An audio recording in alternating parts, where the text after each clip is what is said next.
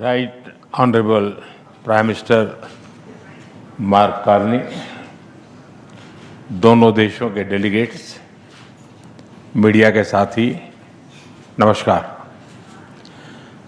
प्रधानमंत्री कार्नी का भारत में स्वागत करते हुए मुझे बहुत खुशी हो रही है। प्रधानमंत्री के रूप में यह उनकी पहली भारत यात्रा है। हम इसे एक महत्वपूर्ण माइलस्टोन के रूप में देखते हैं। पिछले वर्ष कनाडा में आयोजित G7 बैठक में उन्होंने मेरा और मेरे डेलीगेशन का गर्मजोशी से स्वागत किया था। आज उसी आत्मीयता से उनका स्वागत करना मेरे लिए सौभाग्य की बात है। दुनिया में बहुत कम लोग हैं जिनके सीवी में दो देशों की सेंट्रल बैंकिंग लीडरशिप लिखी हो। हमारी पहली बैठक से ही हमारे संबंधों में एक नई ऊर्जा, परस्पर विश्वास और सकारात्मकता आई है। सहयोग के हर क्षेत्र में बढ़ते मोमेंटम का श्रेय मैं अपने मित्र प्रधानमंत्री कार्नी को देता हूं। फ्रेंड्स, भारत और कनाडा लोकतांत्रिक मूल्यों में अटूट विश्वास रखते हैं। हम डाइवर्सिटी को सेलिब्रेट करते हैं। मानवता की भलाई हमारा साझा विजन है। यही विजन हमें हर क्षेत्र में आगे बढ़ने की प्रेरणा देता है। आज हमने इस विजन को नेक्स्ट लेवल पार्टनरशिप में ट्रांसफॉर्म करने पर चर्चा की। हमारा लक्ष्य है कि 2030 तक हमारा व्यापार $50 बिलियन तक पहुंचे।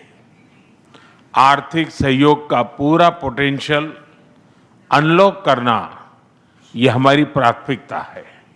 इसलिए हमने कॉम्प्रिहेंसिव इकोनॉमिक पार्टनरशिप एग्रीमेंट को जल्द ही फाइनलाइज करने का निर्णय लिया है। इससे दोनों देशों में निवेश और रोजगार के नए अवसर बनेंगे। कनाडा के पेंशन फंड्स ने भारत में $100 बिलियन का निवेश किया है। यह भारत की ग्रोथ स्टोरी में उनके गहरे विश्वास का प्रतीक है। आज हमें दोनों देशों के बिजनेस लीडर से भी मिलेंगे।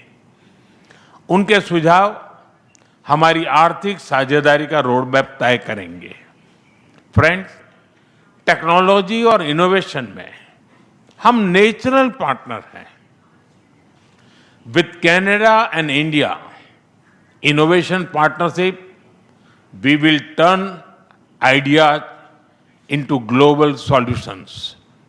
पिछले महीने भारत में हुई AI इम्पैक्ट समिट की सफलता में कनाडा के बहुमूल्य योगदान के लिए मैं प्रधानमंत्री कार्नी का आभार व्यक्त करता हूं।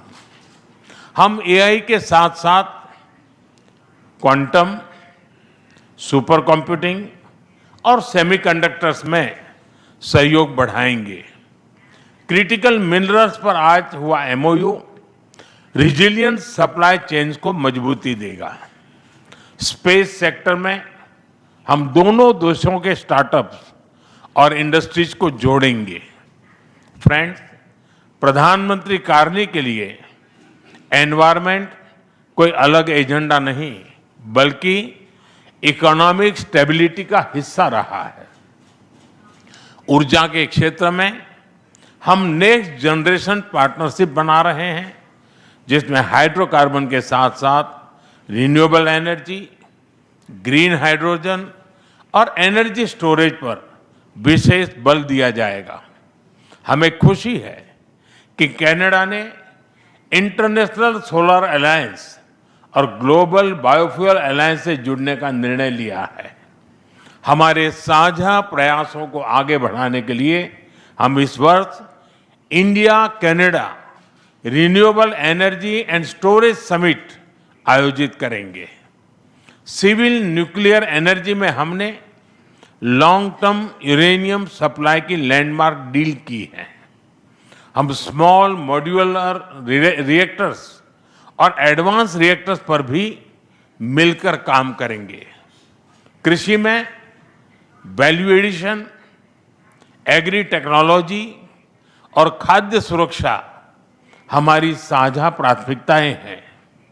इस दिशा में भारत में India Canada pulse protein centre of excellence स्थापित किया जाएगा।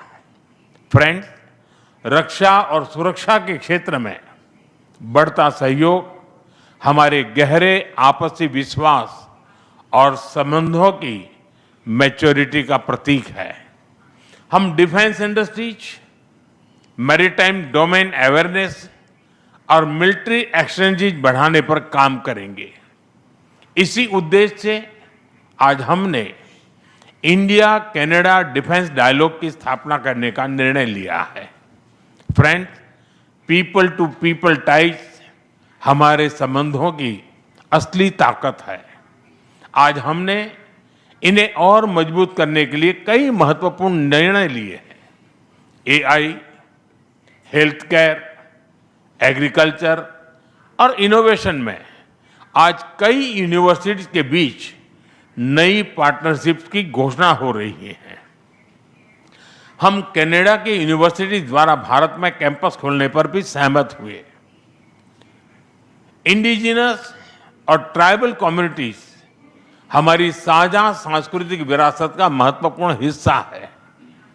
सांस्कृतिक आदान प्रदान बढ़ाने के लिए दोनों पक्षों के बीच आज एमओयू किया गया है। फ्रेंड्स, भारत के लिए कनाडा इंडो पैसिफिक में महत्वपूर्ण साझेदार है। इंडियन ओशन रिम एसोसिएशन में डायलॉग पार्टनर बनने में उनकी रुचि का हम स्वागत करते हैं। इससे हमारे मैरीटाइम सहयोग को नई गहराई मिलेगी।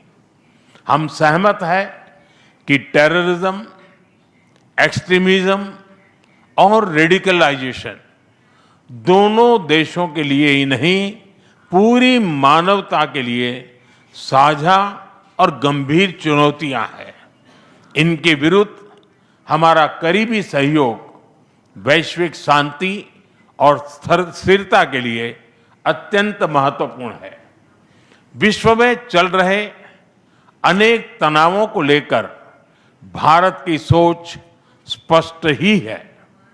हमने सदैव शांति और स्थिरता बनाए रखने का आह्वान किया है, और जब दो लोकतंत्र साथ खड़े होते हैं तो शांति की आवाज और भी सशक्त हो जाती है।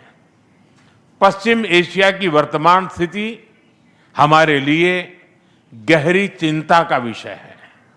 भारत डायलॉग और डिप्लोमेसी के माध्यम से सभी विवादों का समाधान का समर्थन करता है।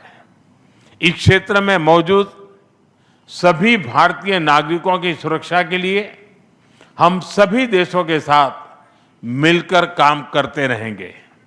एक्सेलेंसी, आपकी यात्रा से हमारे सहयोग के हर क्षेत्र को एक नई ताकत मिली है। भारत के प्रति आपकी गहरी प्रतिबद्धता और दूरदर्शिता के लिए मैं एक बार फिर आपका हार्दिक अभिनंदन करता हूं। बहुत बहुत धन्यवाद।